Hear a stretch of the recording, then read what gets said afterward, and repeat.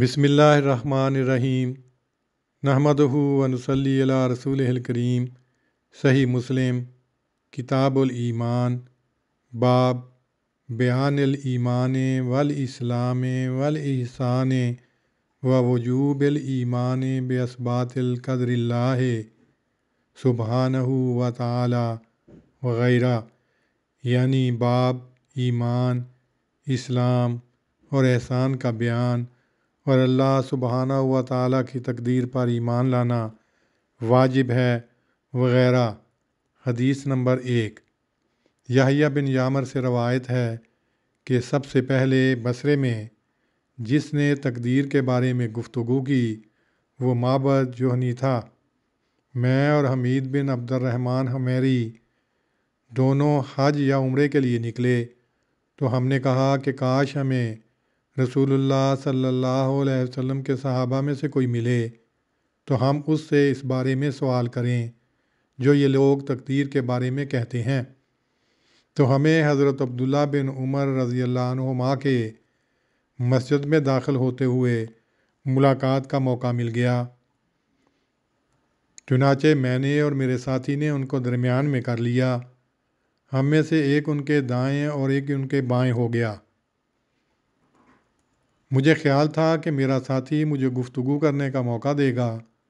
मैंने कहा, ए अबू अब्दुर्रहमान, हमारी तरफ कुछ ऐसे लोग निकले हैं जो कुरान पढ़ते हैं और इल्म का खोज लगाते हैं और ये कि वो कहते हैं कि तकदीर कोई चीज़ नहीं और हर काम बग़ैर जबर अज़ खुद हो रहा है।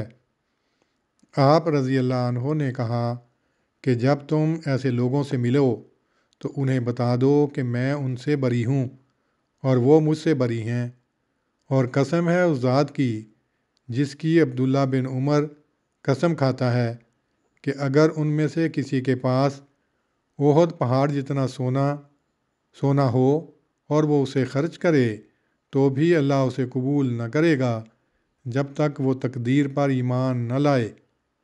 फिर आपने कहा, मेरे वालिद हज़रत उमर बिन ख़त्ताब रज़ी अल्लाह अन्हु ने मुझे बताया कि एक रोज़ हम रसूलुल्लाह सल्लल्लाहु अलैहि वसल्लम की खिदमत में हाज़िर थे कि हमारे पास एक सफ़ेद कपड़ों में मलबूस बहुत स्याह बालों वाला आदमी आया। ना तो उस पर सफ़र के आसार नज़र आते थे, ना ही उसे हम में से कोई जानता था, यहाँ तक कि वो नबी सल्लल्लाहु अलैहि वसल्लम की तरफ रुख करके बैठ गया।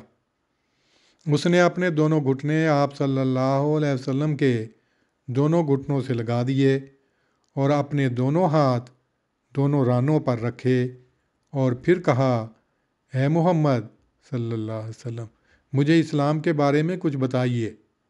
इस पर रसूलुल्लाह सल्लल्लाहु अलैहि वसल्लम ने फरमाया, इस्लाम ये है कि तुम गवाही दो कि अल्लाह के सिवा कोई इबादत के लायक नहीं है और मुहम्मद अल्लाह के रसूल हैं, और ये कि तुम नमाज कायम करो और ज़कात अदा करो और रमज़ान के रोज़े रखो और बैतुल्लाह का हज करो अगर तुम वहाँ जाने की ताकत रखते हो। उसने कहा, आपने ठीक कहा। हज़रत उमर ने कहा कि हमें इस पर ताज्जुब हुआ कि वो ख़ुद ही आपसे सवाल करता है और ख़ुद ही आपकी तस्दीक करता है। फिर उसने कहा, मुझे ईमान के बारे में बताइए। आपने फरमाया कि ईमान ये है कि तुम अल्लाह पर, उसके फ़रिश्तों पर, उसकी किताबों पर, उसके रसूलों पर और आखिरी दिन पर और उसकी खैर व शर की तकदीर पर ईमान लाओ।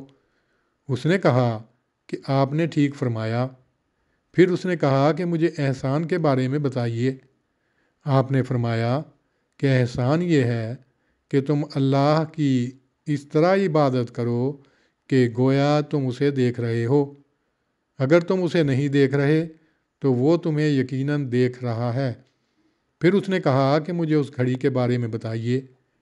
आपने फरमाया कि जिससे उसके मुतल्लिक़ पूछा जा रहा है वो पूछने वाले से ज़्यादा नहीं जानता।